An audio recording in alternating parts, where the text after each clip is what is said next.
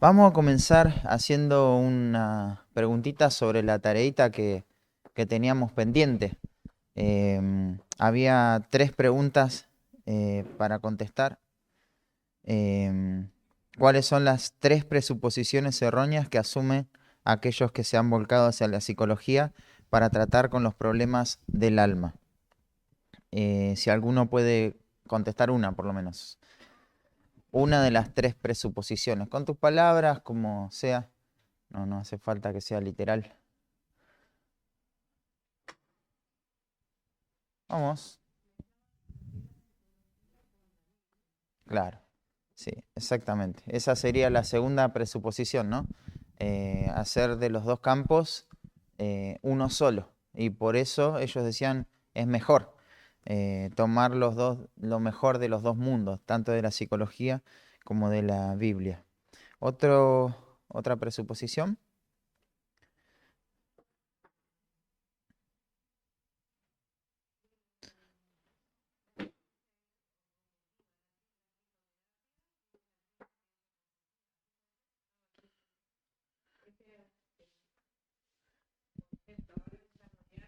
Claro, claro. Em, sí, sí.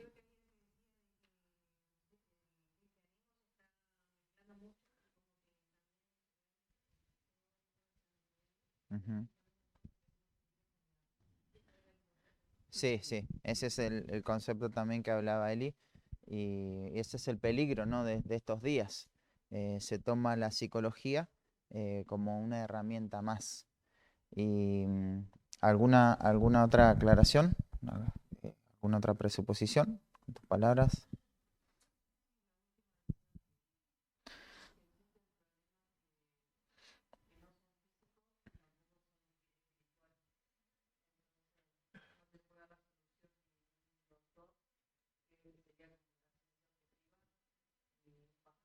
Ujú.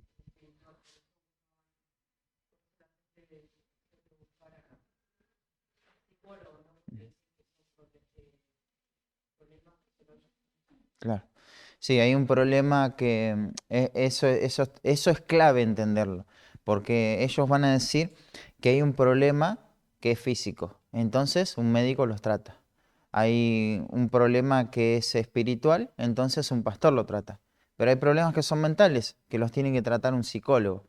Entonces, ese es un error común y creo que eso es lo que hace que se integre la psicología a la vida de la iglesia.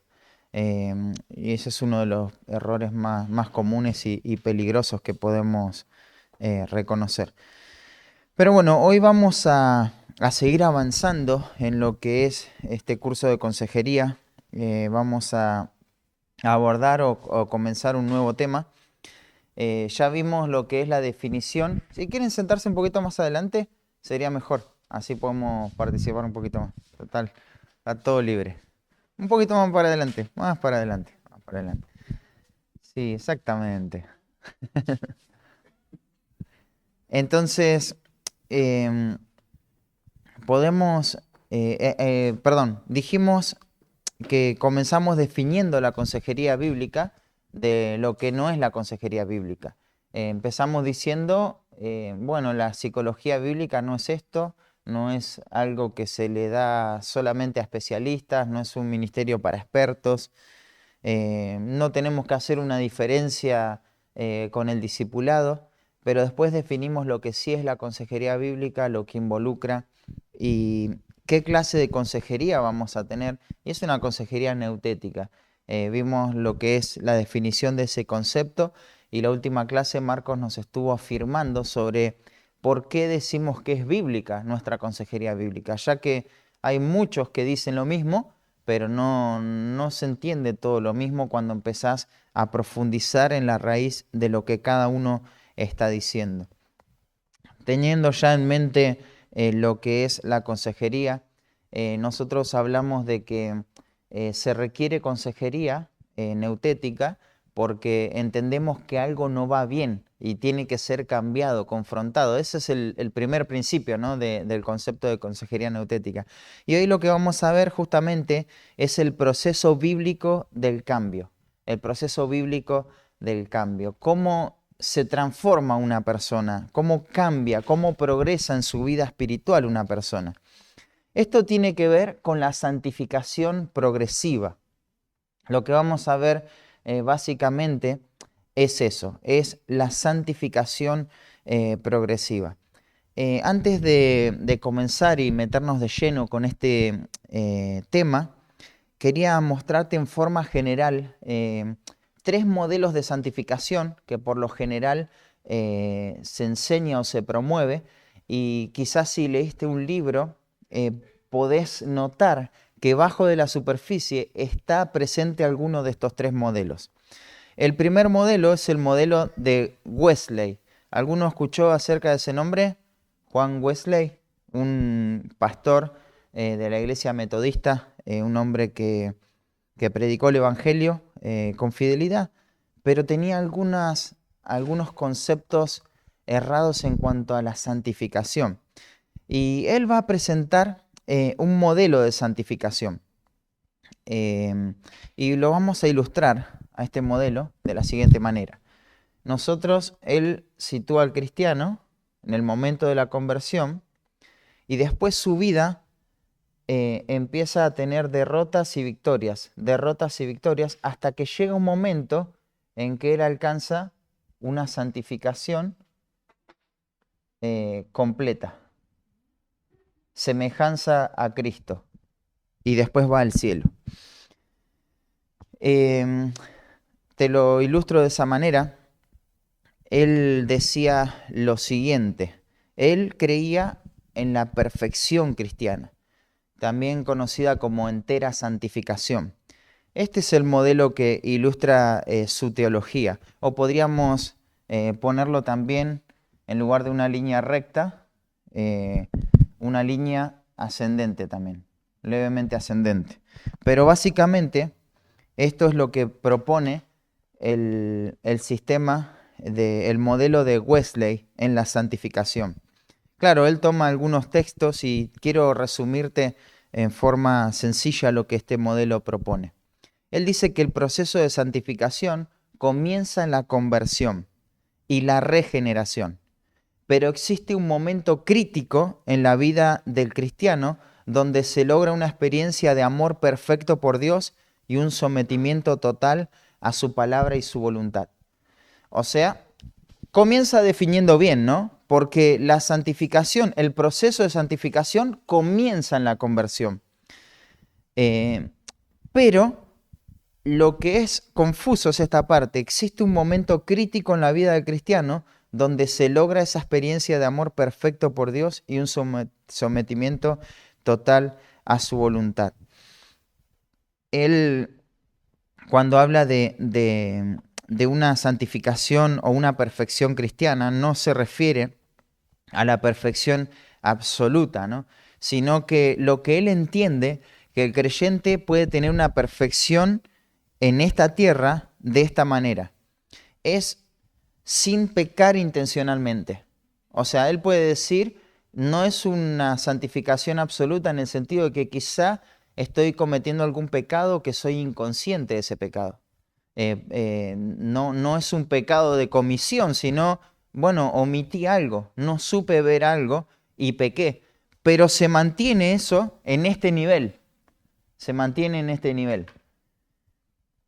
Entonces, este punto es el punto crítico. Este punto es el punto crítico. Acá el sistema de Wesley, o el modelo de Wesley, lo denomina la segunda bendición a ese momento. Vos tenés el momento en donde vos sos alcanzado por la gracia de Dios, pero hay un momento en tu vida donde tenés esta segunda obra de gracia. Y es como que se dispara tu vida de devoción y tu vida en santidad. Eso es lo que él enseña. Y generalmente ese momento específico ocurre en una crisis. En una crisis donde se halla el ser humano y alcanza esa segunda bendición, esa segunda obra de gracia. Claramente este modelo supone 2 clases de creyente. Un creyente que vive en este estado y un creyente que vive la segunda bendición, ¿no? Pero bueno, sigamos avanzando y veamos el segundo modelo. El segundo modelo es el modelo de Keswick. Ese capaz no lo escuchaste tanto, ese nombre, pero su teología y su enseñanza seguramente te va a sonar. El modelo de Keswick lo podríamos ilustrar de la siguiente manera. Comienza en la conversión y vos tenés altibajos en tu vida hasta que llegás a una crisis que no llegás a la perfección, pero seguís con altibajos en otro nivel de madurez hasta llegar al cielo. Entonces, este es el modelo de Keswick. Y él va a mostrar que hay dos clases de creyentes, o hay dos categorías de creyentes. Y te menciono algunas rápidamente. Por ejemplo, él habla de un creyente carnal y uno espiritual. Él habla de alguien que ha sido justificado, pero sin crisis de santificación. Nuevamente, hay un punto en el cual el creyente va a entrar en una crisis donde se va a disparar toda su vida espiritual, donde él va a tener mayor temor a Dios. Y habla de una justificación y con crisis de santificación. Habla de una justificación real y una santificación posible, y una santificación real y experiencial. Habla de que el creyente de primera categoría es libre de la pena del pecado, pero el creyente de segunda categoría es libre del poder del pecado. Él habla de la primera bendición cuando él recibe por fe al Salvador, pero habla de la segunda bendición cuando él llega a este estado, ¿no? A este estado donde ya su lucha es de otra forma. Él ve al creyente inferior como en derrota constante y ve al creyente que alcanzó esa madurez como en una victoria constante. El creyente de la primera categoría solo puede esperar la derrota y de vez en cuando se va a sorprender por tener alguna victoria. Pero el creyente de la segunda categoría, del segundo nivel, puede esperar solamente la victoria y es una sorpresa ser derrotado en ese estado. Entonces, este creyente va a tener vida en Cristo, pero este creyente va a tener una vida abundante en Cristo. Y bueno, tengo como, no sé, 40 postulados más entre un creyente y otro y las diferencias que se marcan. Básicamente consiste en dos pasos y los conceptos son así. Los cristianos experimentan la segunda bendición, o sea, en la parte de arriba, mediante la entrega y la fe. Y hay dos pasos que tienen que seguir. El primer paso es la rendición y lo resume con el concepto deja ir. Y te lo voy a leer. Es en este punto que los cristianos se entregan por completo a Jesús como su maestro. Dejar ir implica entregar a Dios cada hábito, ambición, esperanza, ser querido, posesión, así como uno mismo. La victoria sobre el pecado que requiere esfuerzo es simplemente una victoria falsa. Entonces, lo primero tiene que entregarle todo a Dios. Todos los pecados te los entrego a Dios. Ya no puedo luchar más, ya no sé qué hacer, estoy totalmente derrotado, destruido y te entrego todo. El segundo paso es la fe. Deja que Dios actúe. Primero descansar, entregate a esa gracia y después deja que Dios actúe. Después de este paso, Dios está obligado a guardar a los creyentes del poder del pecado. O sea, ya entregué a Dios todo este pecado. Ya dejé ir, ahora tengo que dejar que Dios actúe. Dios está obligado y Él me va a quitar los deseos pecaminosos, los hábitos pecaminosos, mis tendencias pecaminosas. Él va a hacer toda la obra, ¿no? Y de eso se trata este modelo de santificación según este hombre. Ahora, hay un problema que estos modelos tienen y es que ellos ven dos clases de creyentes y la Biblia no muestra eso. La Biblia solamente muestra dos clases de personas, unos que son creyentes y otros que no lo son. No hay una subcategoría dentro de los hijos de Dios. No hay un creyente superior y otro de nivel inferior. No hay una segunda bendición y una primera bendición. es la bendición de la salvación y nada más. Entonces estos sistemas son falsos porque si yo estoy en este estado y todavía no experimenté esta crisis, ¿soy responsable por estar en este estado si todavía la crisis no llegó? No soy responsable, ¿no? Entonces eso simplemente no llegó mi momento de crisis. Entonces, ¿por qué soy culpable de no tener una santificación perfecta? ¿Te das cuenta? Eso no puede ser bíblico porque eso atentaría contra la responsabilidad del hombre. Somos responsables de vivir una vida rendida a Dios. Ahora, lo que nosotros tenemos que ver, si lo podríamos graficar de alguna manera, nuestro proceso de santificación sería el siguiente.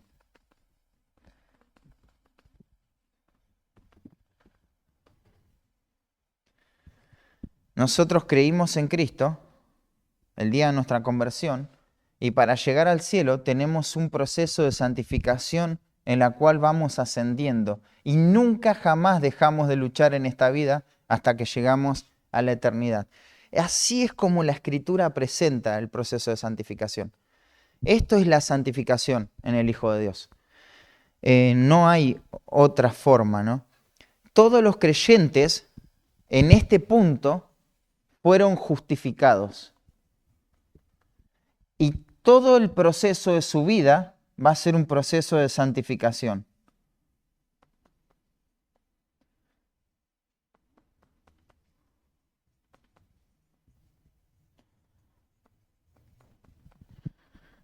Entonces, eso es lo que van a hacer toda su vida. Déjame mostrártelo en estas 3 esferas. Primero, y hacer una comparativa entre la justificación y la santificación progresiva. Primero, distingamos la calidad. ¿Cuál es la cualidad de esta santificación y justificación? Justificación es que soy declarado justo en el mismo instante que creí. Ya soy declarado justo, legalmente justo. Mientras que la santificación es gradual, es gradualmente. Voy a ser hecho justo, pero en forma gradual. El objetivo de la justificación es judicial, no es experiencial. Es una posición legal, es un término forense, es algo que se declaró. Mientras que la santificación progresiva, eso sí tiene que ver con la experiencia, con el día a día, con lo cotidiano en mi lucha contra el pecado. La justificación es externa al creyente, está fuera del creyente. ¿Quién me justifica? Dios. Pero la santificación es una obra dentro del creyente. Esto es interno a él. En la justificación, la justicia de Cristo es imputada, recibida judicialmente. Pero en la santificación, la justicia de Cristo es impartida, es realizada por la experiencia. Podés vivir la vida de Cristo. O sea, podríamos definir el concepto de santificación de la siguiente manera, de forma clara. La experiencia de Cristo como hombre pasa a ser tu propia realidad, tu propia experiencia. Eso es que te imparte la vida. Mientras que en la justificación, la justicia de Cristo se aplica a tu vida. Pero eso es justificación. En la justificación, la persona no cambia el carácter. Por ejemplo, el día que recibiste a Cristo, no cambió tu carácter por completo. Solamente fuiste declarado justo. Pero en un proceso de santificación, tu carácter va a ser transformado. ¿Te das cuenta? Claro, en la justificación lo que vos tenés son las condiciones para cambiar ese carácter, pero no te cambia automáticamente. Eso tiene que ver con la calidad entre una y la otra, pero la cantidad.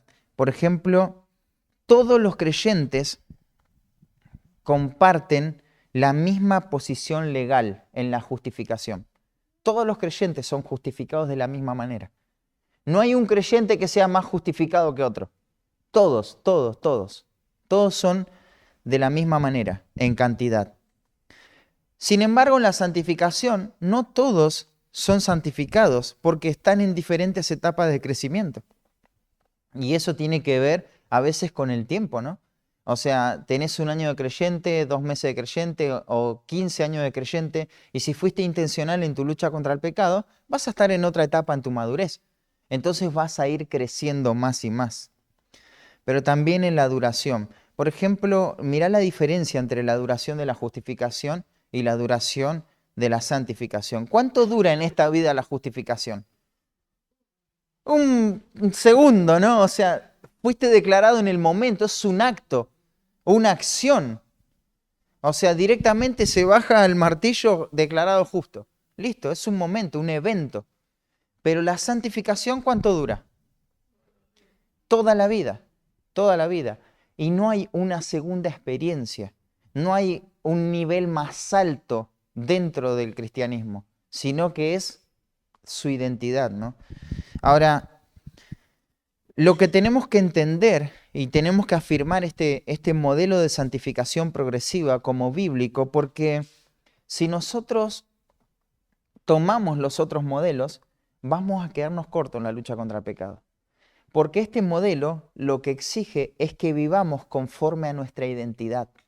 No se pide algo superior, sino se pide que vivamos conforme a lo que somos. Tenés que saber quién sos en Cristo. Sos un hijo de Dios, una nueva creación. Muchas veces no entender esto puede traer desaliento a tu vida y puede traer derrota continua. Por ejemplo, hay personas que hablan que un creyente tiene dos naturalezas. Eso es una cosa terrible porque en realidad no se puede poseer dos naturalezas. O tenés una naturaleza caída o tenés una nueva naturaleza en Cristo Jesús. Y vos respondés a una sola naturaleza, pero tenés que saber cuál es esa naturaleza. Y si tenés la nueva naturaleza, la naturaleza de Cristo en tu vida, vas a vivir conforme a lo que sos, no conforme a lo que no sos.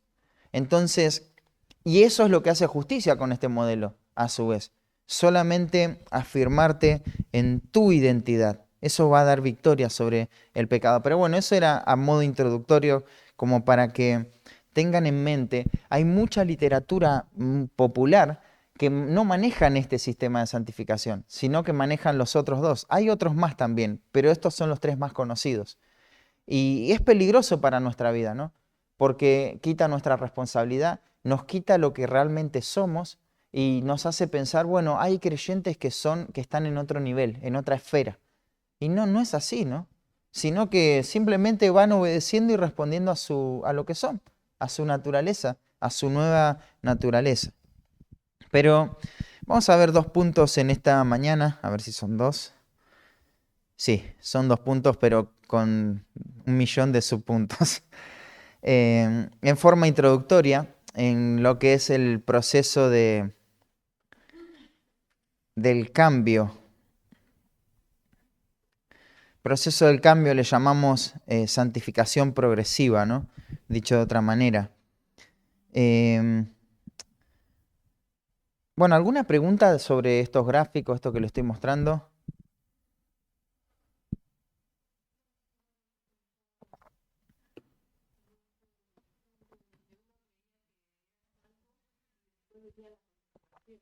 Ahí está.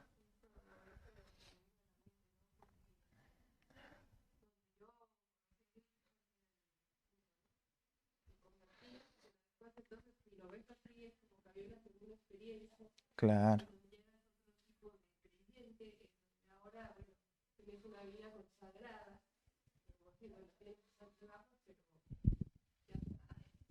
En otra dimensión. Sí, sí, sí.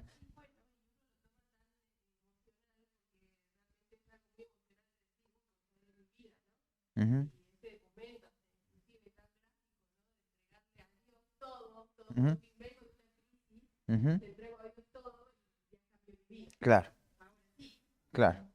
Sí, pero está bueno que lo reconozcas y uno se pone a pensar, todo responde a lo que entendemos teológicamente. Y creo que en ese punto se entiende eso teológicamente. Se entiende que hay dos niveles de creyentes, hay dos clases de creyentes, que la Biblia no lo muestra.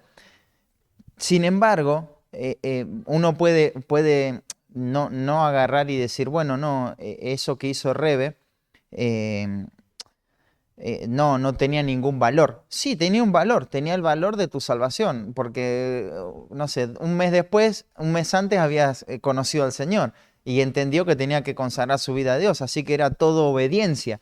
O sea, en realidad lo que ella estaba haciendo era reconocer lo que ya había hecho antes, ¿no? Que su vida no le pertenecía más. El peligro es separar eso. El peligro es separar la consagración de la conversión. Porque es como, separarlo tiene este peligro, mira, es como que en la conversión yo tengo mi acceso a Dios, listo, ya tengo mi boleto al cielo, ¿no? Y en la consagración acepto las condiciones de vivir bajo su señorío. Pero en realidad eso pasó en la conversión. Eso es la conversión, esa es la salvación. Separarlo es muy confuso y hermenéuticamente inconsistente, diría yo, porque te vas a topar con muchos textos donde no se ve una distinción. Por ejemplo, ellos, el segundo modelo que le mostré, habla de que hay creyentes y hay discípulos, además de creyentes. Hace una distinción entre creyente y discípulo. Un creyente es aquel que profesa fe en Cristo, un hijo de Dios, un salvo. Pero un discípulo es alguien que sigue a Cristo. Y esas diferencias no son así en la Biblia. La palabra discípulo sí sugiere seguidor de Cristo, pero muchas veces se utiliza como un sinónimo de hijo de Dios también. O sea, no hay dos clases de creyentes, hay dos clases de personas. Personas que están muertas en sus delitos y pecados y personas que están vivas y viven para la gloria de Dios. Por eso cada cosa que el Señor nos demanda, lo hacemos en obediencia a Él y no esperamos un compromiso mayor. Hay muchos, por ejemplo, que hablan de, no quiero hacer esto porque ya esto ya me va a comprometer mucho. Y es terrible porque en realidad el compromiso ya lo tienen desde el día de su salvación, a menos que no hayan entendido verdaderamente su salvación. ¿Y qué implica eso? ¿No?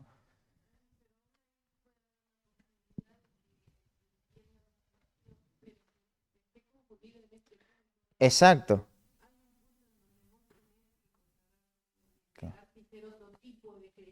Claro, sí, sí, sí. Ujú, sí, sí. Sí, se comprende, quizás se comprende la salvación, pero el tema es que después la vida es una derrota continua, porque se espera una cosa que no es real.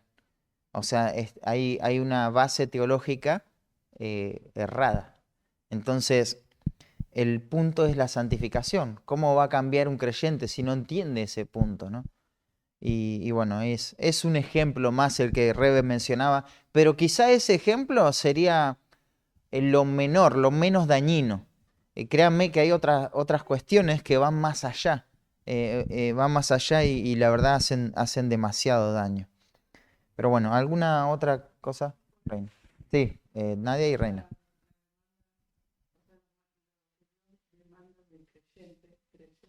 Ujú. Es lo mismo, es lo mismo.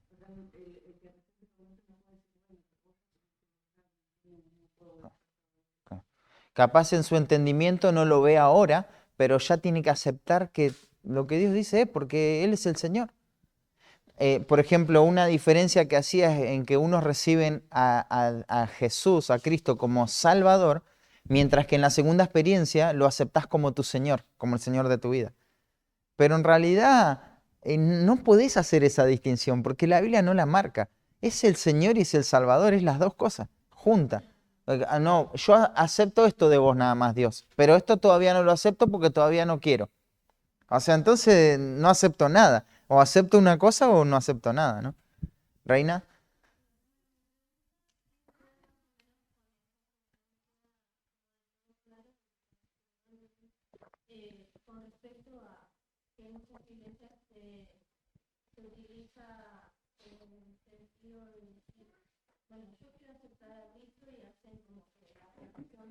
Ujú.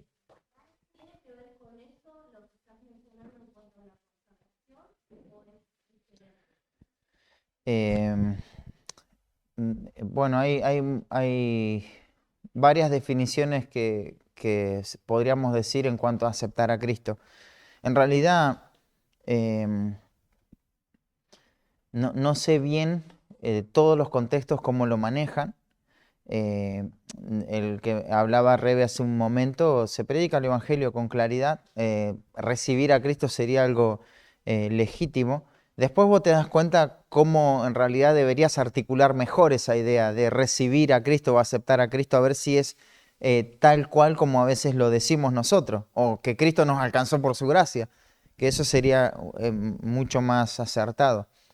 Em, pero la manifestación de decir creo en Cristo tiene que ser evaluada. Tenés que saber qué es lo que la persona está diciendo, qué es lo que la persona está creyendo realmente cuando expresa eso, ¿no?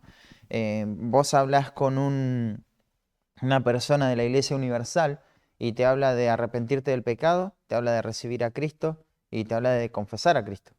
Vos decís, ¿qué tiene de malo eso? Tiene de malo lo que entiende de cada uno de esos conceptos. Entonces, la frase puede ser la misma. La frase puede ser la misma. Puede decir, Jesucristo es el Señor. Puede decir eso. Sin embargo, no se entiende bíblicamente lo mismo. Y bueno, habría que ver qué es eso, ¿no? Que se dice en ese contexto. Bueno, eso sería... No sé bien qué se dicen en todos los contextos, pero sé que se dicen un millón de cosas. O sea, un montón de significados tiene eso, ¿no? Claro,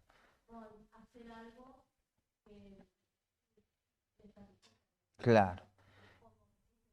Sí, exactamente. Claro. Claro, exactamente. Capaz hablan de un bautismo en Cristo después de haber recibido a Cristo, pero en realidad todo eso ya está en el momento de la salvación. En el momento de la salvación ya está todo, toda la obra de Cristo realizada. Lo que comienza ahí es identificar lo que soy ahora.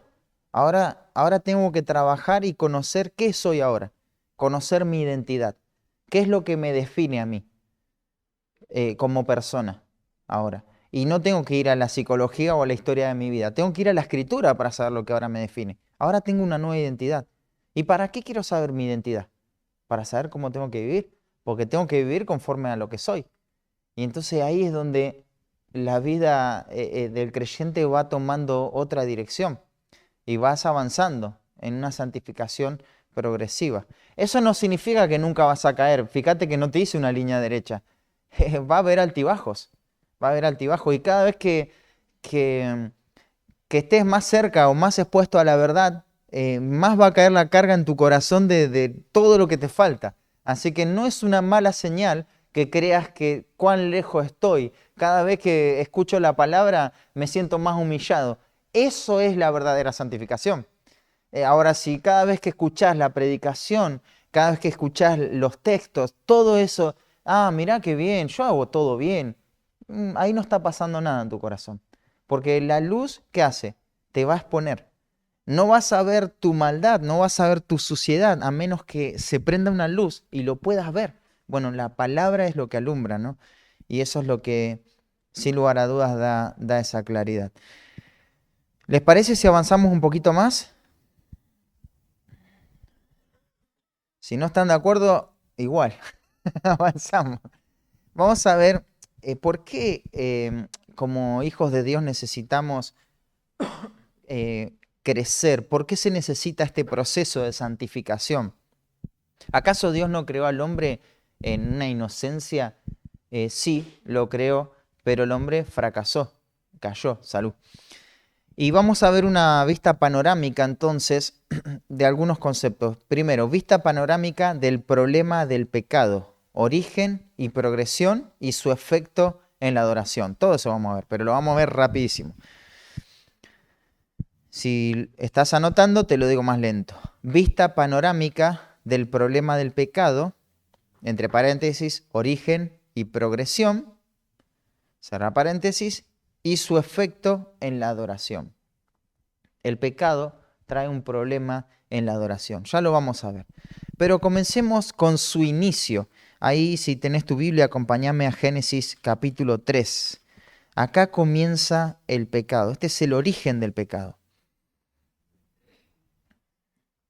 En primer lugar, vos podés ver en Génesis capítulo 1, versículo 28 en adelante, que el hombre recibe el consejo divino antes de la caída. Y también podés ver que el hombre está bajo el consejo de la palabra de Dios, está sometido y hasta ahí todo iba bien.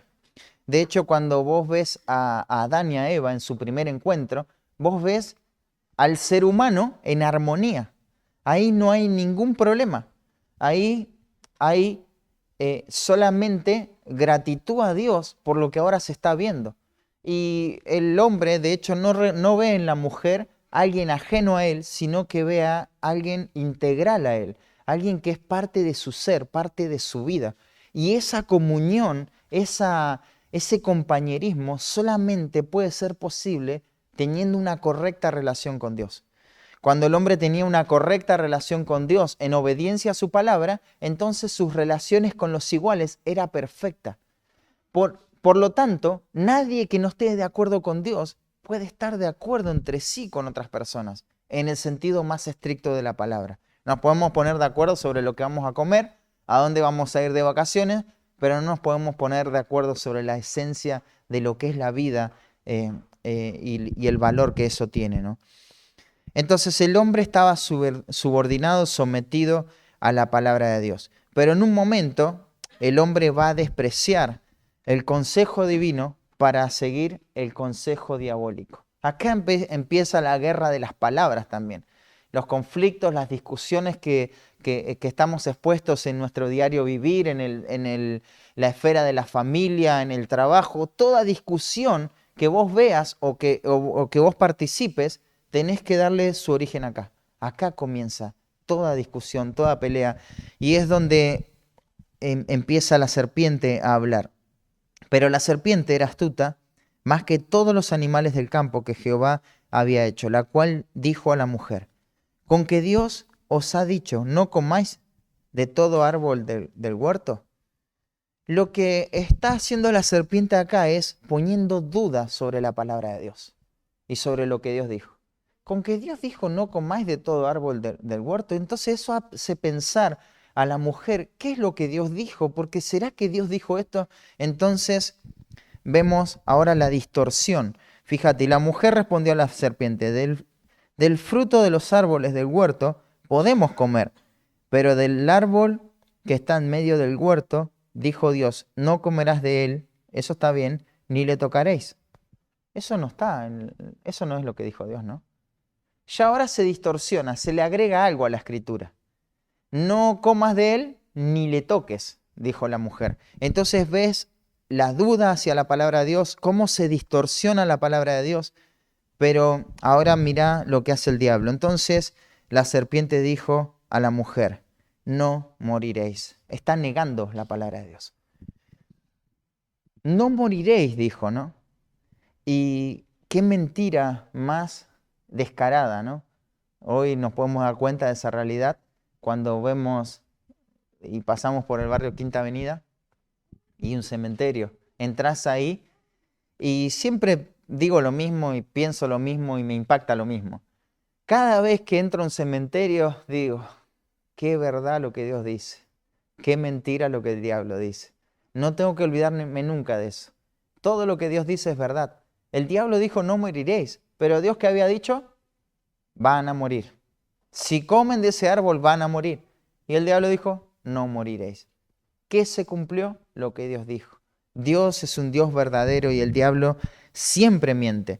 Entonces el hombre va a negar a Dios, la palabra de Dios, pero el versículo 5,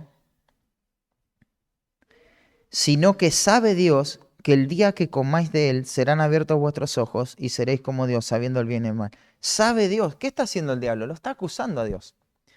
Está diciendo, Dios no quiere que ustedes sepan de esto. Y lo acusa a Dios de un tirano, de una persona que está actuando en hipocresía.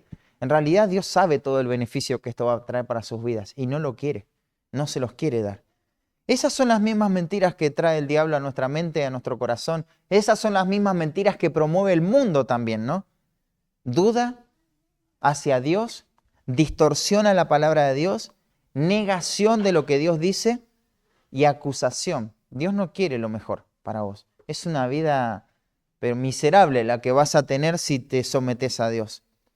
Entonces, el hombre va a rechazar el consejo divino y va a sufrir las consecuencias. Y hay dos clases de consecuencias. Consecuencias inmediatas y consecuencias futuras.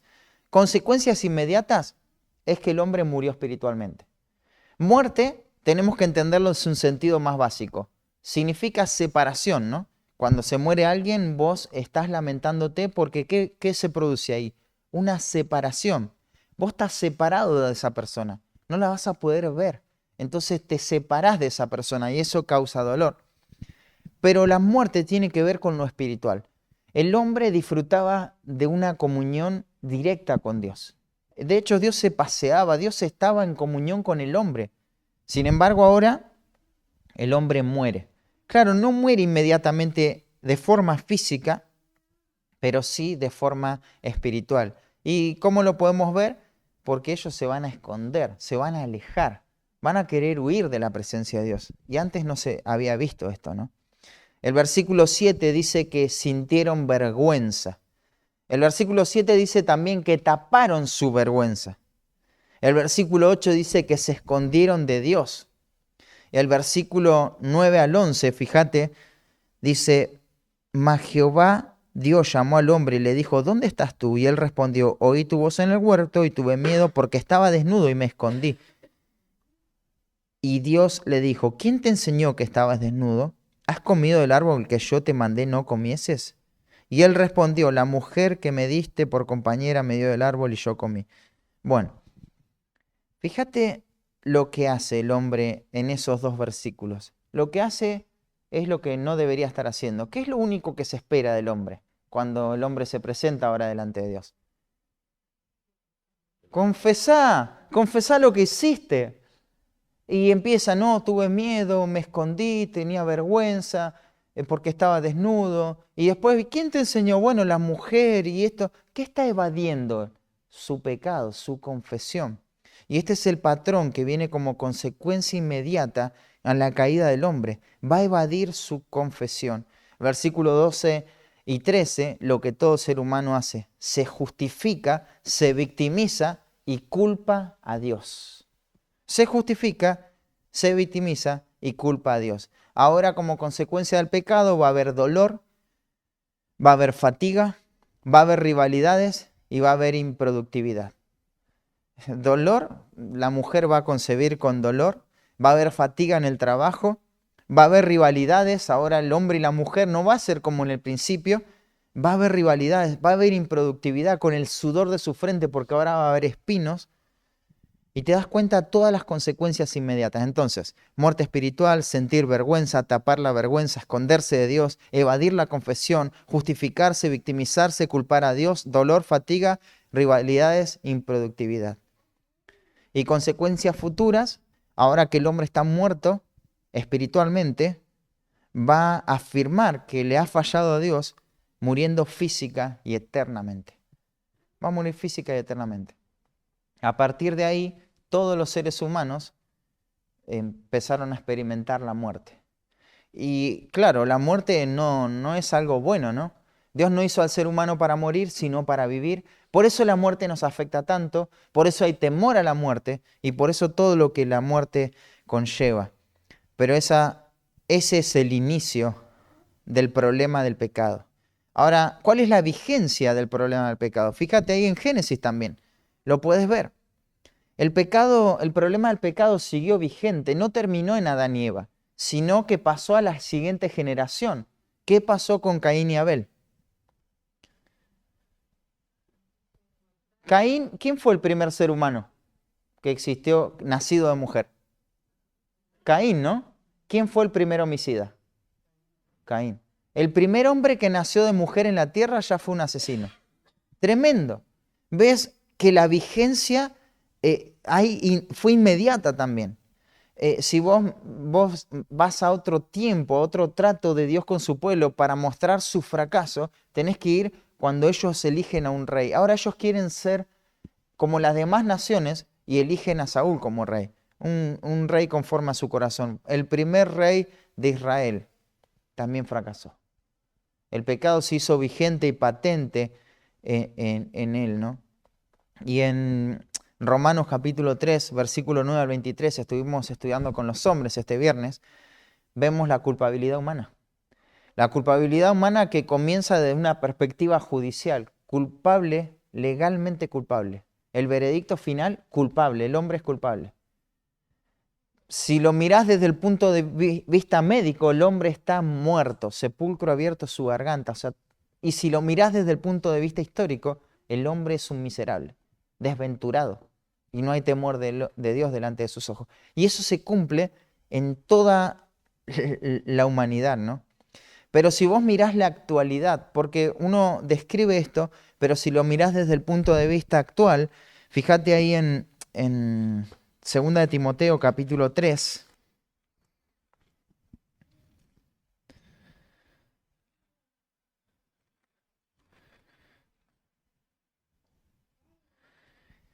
Pablo le dice a Timoteo, también debes saber esto, que en los postreros días vendrán tiempos peligrosos. ¿Cuáles son los postreros días? Los postreros días se remiten después de la venida de Cristo hasta la próxima venida de Cristo, son los postreros días. Esos abarcan los postreros días. Y fíjate qué es lo que va a pasar. Versículo 2. Habrá hombres amadores de sí mismos, avaros, vanagloriosos, soberbios, blasfemos, desobedientes a los padres, ingratos, impíos, sin afecto natural, implacables, calumniadores, intemperantes, crueles, aborrecedores de lo bueno, traidores, impetuosos, infatuados, amadores de los deleites, más que de Dios. Acá podemos ver que existe una iniquidad generalizada en la humanidad. Y esto es algo generalizado, ¿no? Nadie escapa de esto. Pero en segundo lugar, existe una hipocresía generalizada. Fíjate el versículo 5 al 7, que tendrán apariencia de piedad, pero negarán la eficacia de ella. A esto se evita. Porque de estos son los que se meten en las casas y se llevan cautivas a las mujercillas cargadas de pecados, arrastradas por diversas concupiscencias. Estas siempre están aprendiendo y nunca pueden llegar al conocimiento de la verdad. Todo su plan de estos hombres hipócritas que se disfrazan de una cosa que realmente no son. Pero existe también una apostasía generalizada, porque va a decir el versículo 8 al 9, dice, y de la manera que Janes y Jambres resistieron a Moisés, no le creyeron, así estos hombres resisten a la verdad, no quieren someterse a la verdad, ¿no? Hombres corruptos de entendimiento, reprobos en cuanto a la fe, no irán más adelante porque su insensatez será manifiesta a todos, como también lo fue la de aquellos. Y después podés ver desde el versículo 10 hasta el 13 esa hostilidad generalizada por perseguir, por ser personas malas, hostiles. Pero ahí vos tenés la actualidad de la humanidad, ¿no? Podés ver iniquidad, hipocresía, apostasía, hostilidad. Y todo esto no es nuevo. Todo esto está desde antes para que lo podamos entender, para que lo podamos comprender. Entonces, el inicio, la vigencia, la actualidad del origen del pecado. ¿Y cuál es la solución? ¿Qué alternativas hay para vencer el pecado en la vida? Bueno, puedes abandonarlo. Se puede abandonar el pecado, muchos han logrado vencer el pecado en sus vidas. De esa manera, ¿no? En forma progresiva. Pero tenés dos caminos para eso. Hay un camino en el cual vas a fracasar, es buscando y siguiendo el consejo de hombres. Y hay otro camino en el cual podés buscar el consejo y la ayuda de la palabra de Dios. Y es el camino que siguió Timoteo. Estos hombres hicieron esto, pero el versículo 10 va a decir, pero tú has seguido mi doctrina, mi fe. Y Pablo pone a Timoteo como un ejemplo de alguien que ha seguido la verdad. ¿Y a qué se había aferrado y a qué se tenía que seguir aferrando? A la palabra inspirada de Dios, que es la única que puede cambiar la realidad de una condición que está totalmente perdida, inclinada hacia el mal, ¿no? Así que esto es la vista panorámica del problema del pecado, el origen y propósito y su efecto en la adoración. El hombre fue creado con un solo propósito, y es para la gloria de Dios. En este estado, ¿puede glorificar a Dios? No. Cuando nosotros nos convertimos, pasamos a tener las condiciones para que esta realidad cambie y podamos vivir para la gloria de Dios. Sin embargo, hay patrones pecaminosos que tenemos que vencer, porque decime si muchas de estas cosas no están presentes hoy en nuestras vidas. Muchas, ¿no? Muchas tendencias pecaminosas que tenemos que vencer y aferrarnos a lo que somos en Cristo para poder avanzar en nuestra santificación progresiva. Ahora veamos, en último lugar, los últimos 6 minutos, la vista específica del problema del pecado y su efecto en la adoración. Podemos decir que todo comenzó allá en Génesis capítulo 3, pero también tenemos que afirmar que somos culpables.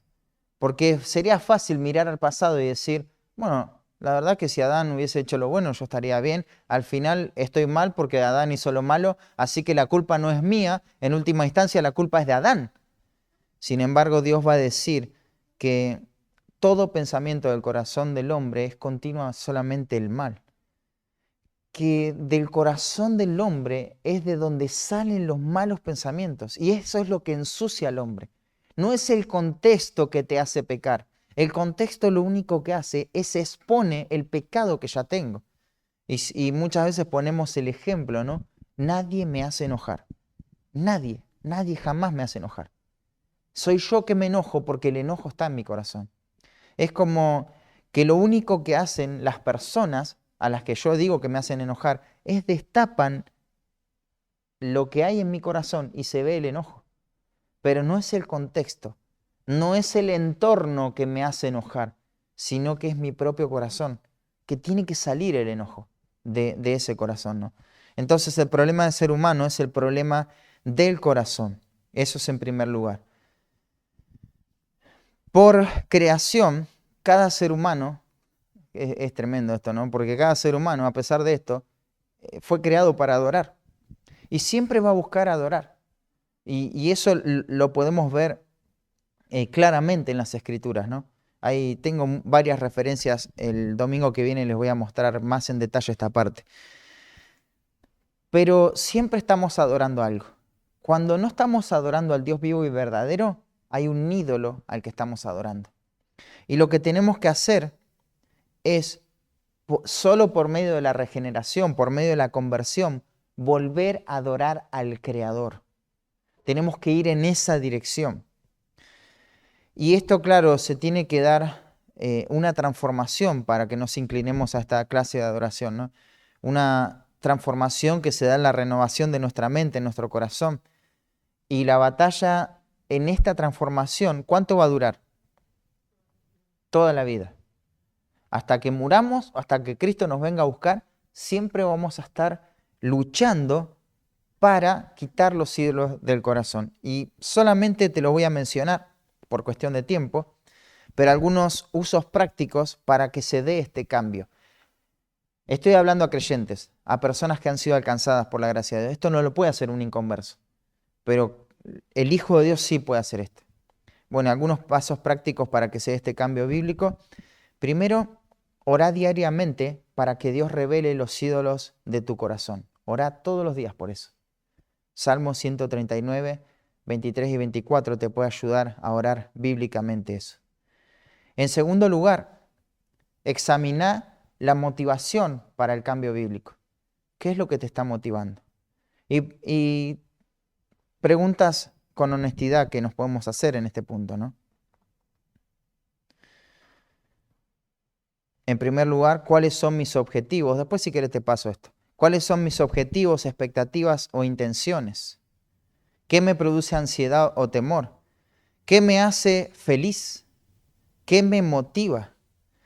¿Qué me gusta por encima de cualquier cosa?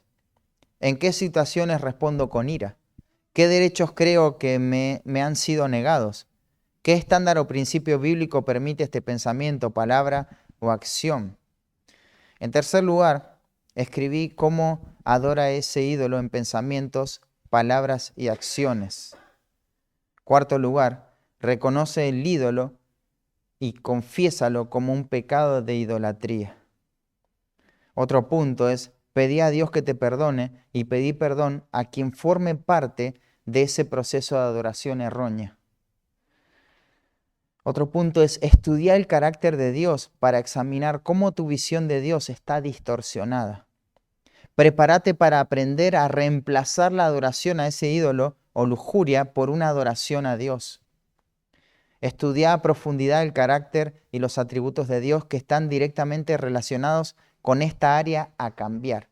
Esos son algunos consejos que te pueden ayudar a profundizar el cambio en tu vida. Entonces, bueno, abarcamos bastante. En la clase que viene igual vamos a retomar en esta segunda vista del problema del pecado y el efecto en la adoración, pero no quería dejarte solamente con la, con la mala noticia, sino quería mostrarte también, aunque sea en forma acelerada, cómo podemos hacer para cambiar. Tarea para la semana que viene. Si no hiciste la tarea de la semana anterior, hacela. Esa es la primera tarea. Hay 3 preguntas a contestar, pero eso es viejo. La otra tarea, ya que se van a acumular 2 tareitas, nosotros estuvimos dando el estudio de Efesios capítulo 4 en la iglesia y la dinámica del cambio. Ahora estamos en el proceso del cambio, pero en la dinámica del cambio vamos a utilizar todo ese pasaje como base. Así que la tareita sería escuchar una vez al menos las 2 predicaciones que se dieron de Efesios. 4:17 hasta el... no me acuerdo. Pero ahí está en el canal de la iglesia, así que esa sería la tareita. Oramos. Padre, gracias por este tiempo. Te alabamos, Señor, y pedimos que podamos seguir avanzando en nuestra santificación, que lo hagamos de manera progresiva, que podamos entender la importancia teológica de afirmar los conceptos, Señor, bíblicos en nuestra vida, y porque eso tiene repercusión, Señor, en después cómo vamos a manejarnos, cómo nos vamos a conducir. Ayúdanos a seguir creciendo, a seguir avanzando, y pedimos, Señor, que tú sigas edificando tu iglesia para tu gloria. En el nombre de Cristo Jesús. Amén.